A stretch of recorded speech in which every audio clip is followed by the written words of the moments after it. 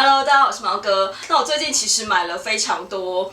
打折品，然后还有一些联名款。那今天呢就会跟大家介绍非常多知名的联名款，或者是最近非常红的一些牌子。那总共会介绍7个系列放在旁边，有兴趣的话我们就继续往下看吧。第一个开箱呢就是我的爱牌 Roger Vivier 法国鞋王。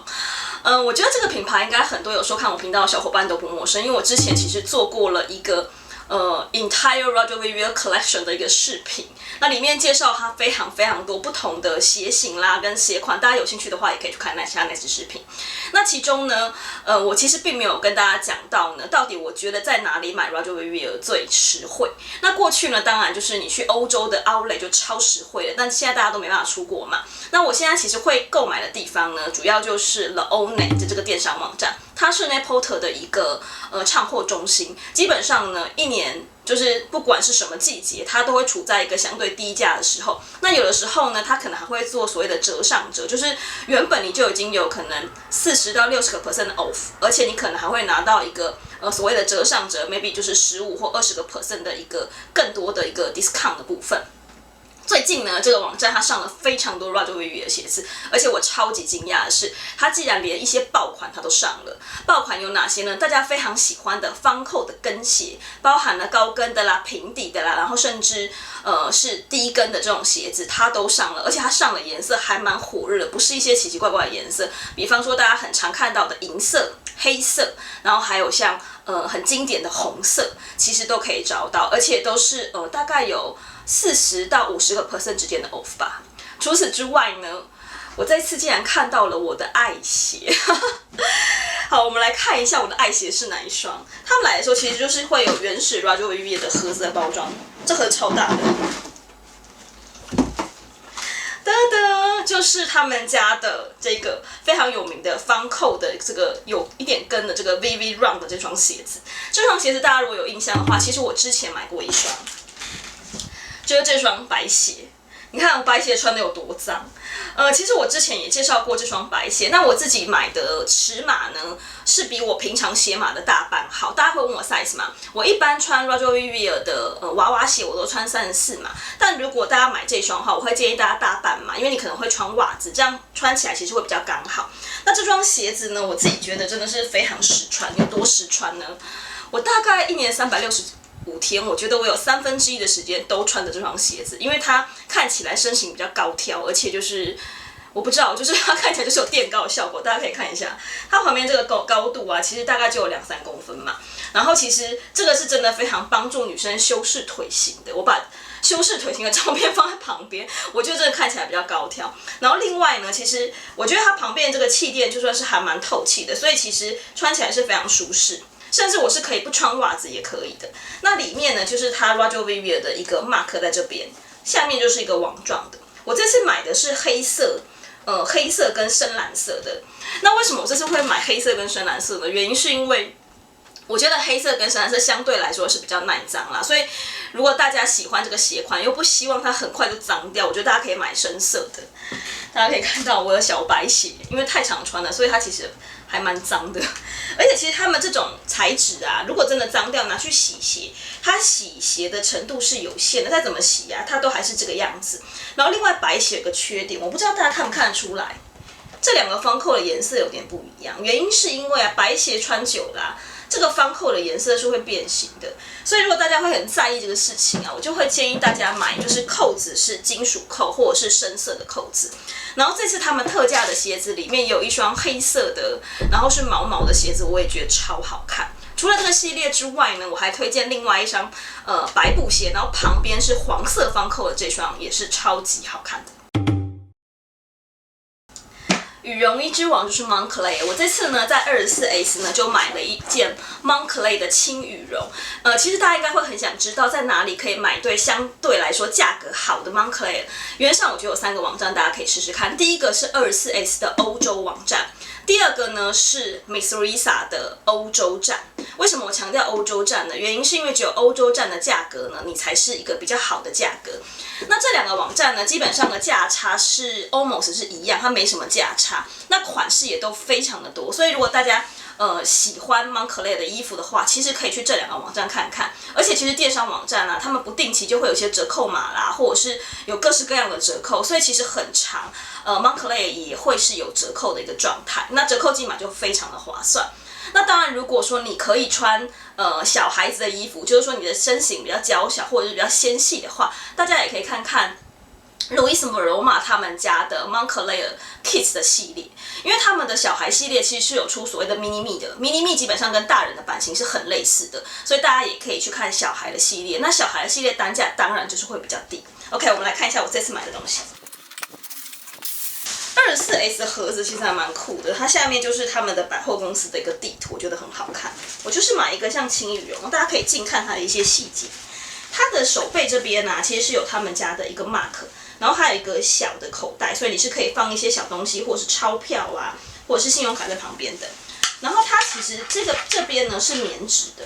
它是一个棉质拼羽绒的部分，所以前面是羽绒的。然后其实大家可能会想知道，如果你买小孩的 Moncler 跟你买大人的差异是什么？最大的差异有2个，第一个是大家有发现它这边有一个拉链，对不对？下面也有一个拉链。如果你买的是大人的款式，基本上他们都会做双拉链的设计，小孩款通常都只有一个拉链。那另外一个差异呢，要穿起来才知道。另外一个差异就是，其实大人都会做有腰身，特别是女生款的，它这边一定会做有一个腰线。但如果今天你买的是小孩的女童款的，它这里基本上是平的，它都不会做腰线。所以其实我觉得大家如果希望看起来比较纤细，那基本上大人款的效果是比较好的。然后这件呢，其实它是一个，因为它后面其实是棉质，前面是轻羽绒。我觉得这种比一般的羽绒衣更适合台湾的天气，因为台湾其实多数的时候非常的热。你要穿那种大的羽绒衣的时间真的不多，可是这种轻羽绒就是连你平常可能去山上玩啊，或者是去比较冷的地方玩啊，你都可以穿，因为它基本上就只有前面这块是羽绒，所以我觉得算是一款比较实穿的部分。而且它的价钱真的很不错，欧洲的价格然后再加上你又拿到折扣码的话，真的是非常甜价。这件好像不到2万块吧，我觉得算是一个还蛮好的价钱。第3个要介绍的就是一个这几年非常火红的新锐品牌，叫做 Amy Paris。我身上穿的就是我最近最新买的他们家的卫衣。那它这个牌子其实蛮有趣的，它的创办人Alessandro Matrossi， 他其实是在2001年就创办了 Amy 这个品牌。那当时他其实并没有太成功，他在2011年就是又 rebrand 这个品牌。但从2011年之后呢，这个品牌就受到非常多年轻人的喜爱，包含了一些明星啦、网红都很常穿他们的衣服。然后它的招牌就是我身上的这一个，有一个爱心 A， 也有人叫它就是桃心 A， 非常可爱。这个 logo 呢，其实是他的创办人 Alessandro， 他就是小时候写作或画图什么，他就很习惯在上面就画上这个记号，就当做他的签名，后来也变成了他的非常知名的一个 logo。然后我觉得这个品牌会火爆的有一个原因，是因为其实第一个是它的设计都非常的简单，它会运用就是非常怎么讲，我觉得还蛮好看的颜色，然后跟非常可爱的这个 logo 的一个设计，而且其实它基本上是男生女生可以穿同款的，所以它很适合拿来做情侣装。我真的觉得情侣装啦，或者是就是那种父子装啦、母子装，这个品牌都有颇适合的。那这次我买的是他们家我觉得算是蛮经典的一个系列吧，就是他们家这个卫衣的系列。这个卫衣我身上这个卫衣其实它出了男生款的，也出了女生款的。最近他们女生款的卫衣的颜色都超可爱的，都有一种莫兰迪色系的感觉，就是那种比较有质感的灰色啦、粉色啦，或者是我身上这种有一点粉绿色，或者是有一种灰绿色这种绿色，然后甚至还有 baby blue， 我觉得这几个颜色都挺好看的。那其实如果你要问我说这个衣服有没有什么缺点我个人觉得它比较大的缺点是，给大家看一下穿起来的样子。但有没有觉得它其实不太修饰身形？其实我是一个很娇小，然后比较窄肩的女生，可是我其实会觉得这边看起来其实会容易让你看起来比较壮一点。那接下来要跟大家介绍 COS 最新的联名系列。在介绍联名款之前呢，我先科普一下这位大神。其实我觉得如果有在收集公仔的人，对他的名字应该就是非常的熟悉。他的同伴系列 Companion 的公仔现在市场上的炒价真的超级高。应该很多有在收集公仔的人，说不定手上都有一些它的这个系列。那 COS 它并不是叫 COS， 它的本名其实叫做 Brian Donnelly。然后他早期的成名发迹的过程，我觉得也相当的有趣。他早期其实会在纽约街头呢，把一些商业的海报，特别是一些像 Calvin Klein 啊或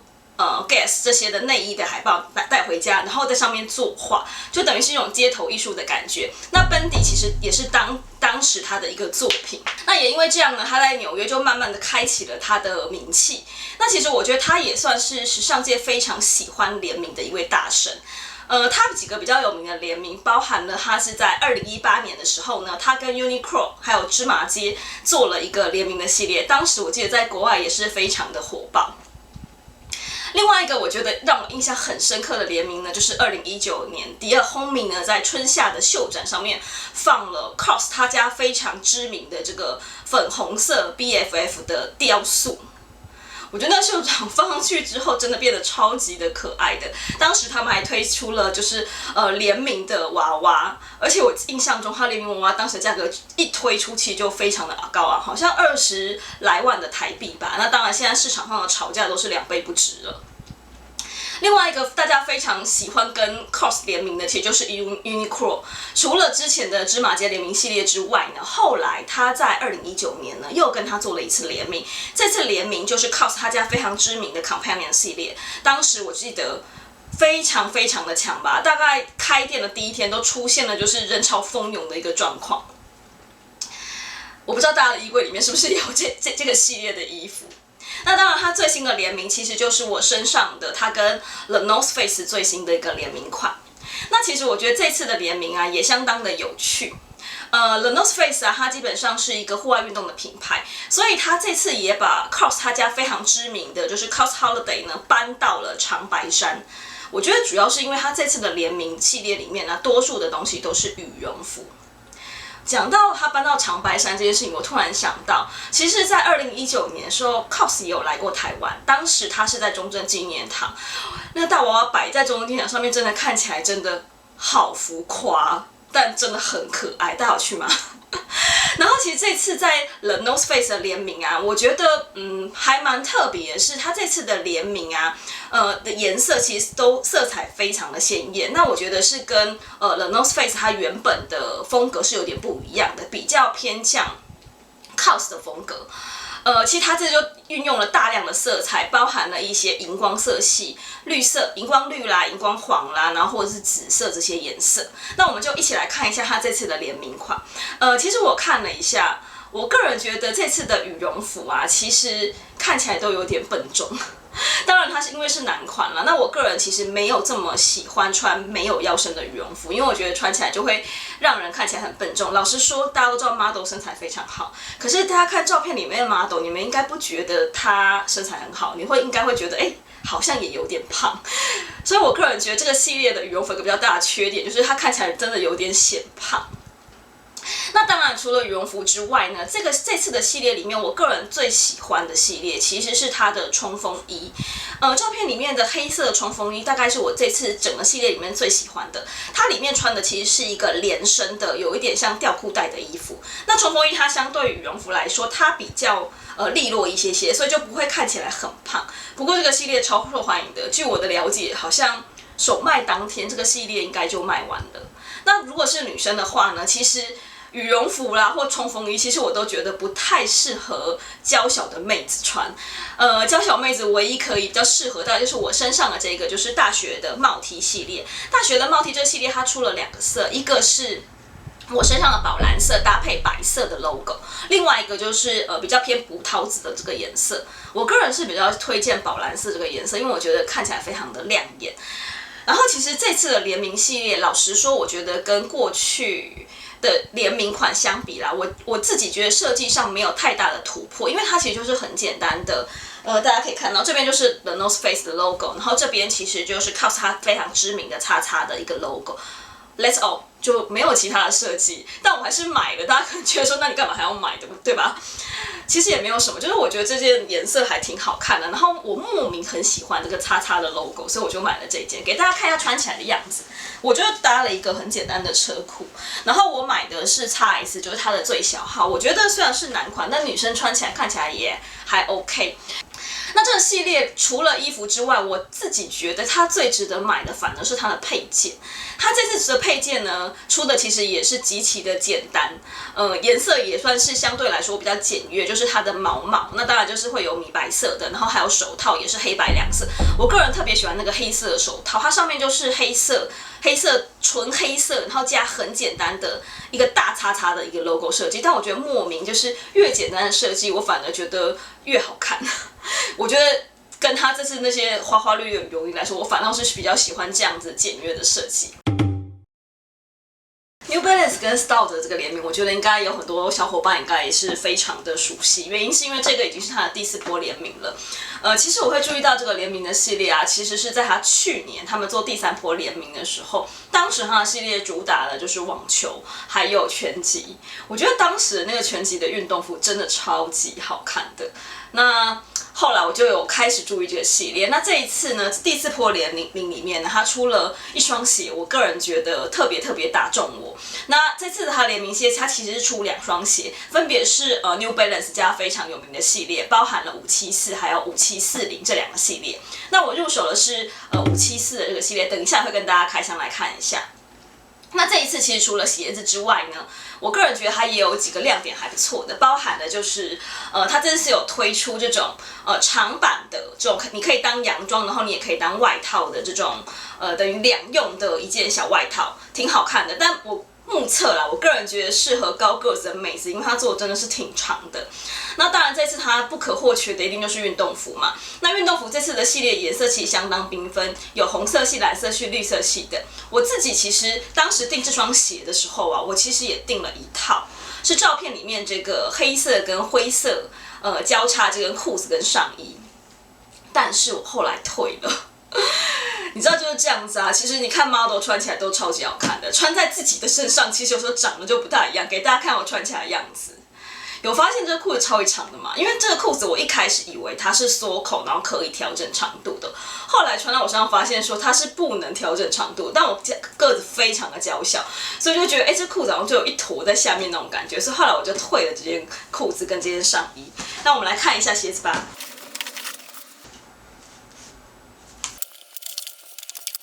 本人是不是很好看？它非常的缤纷，我觉得它做的非常复古。我买了这双啊，基本上它这里是有一点像是这种鸡皮的材质，然后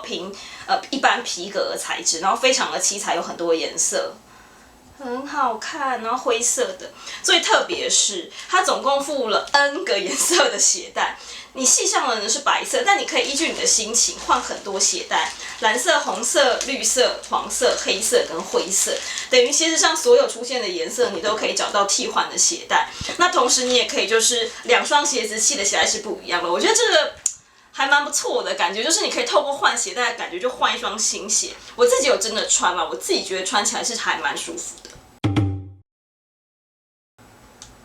说到联名款，我觉得就是最爱跟时尚界联名也很知名的一位艺术家就是村上隆。我这次呢入手了就是村上隆他们家的这个系列，他跟 New Era 联名的。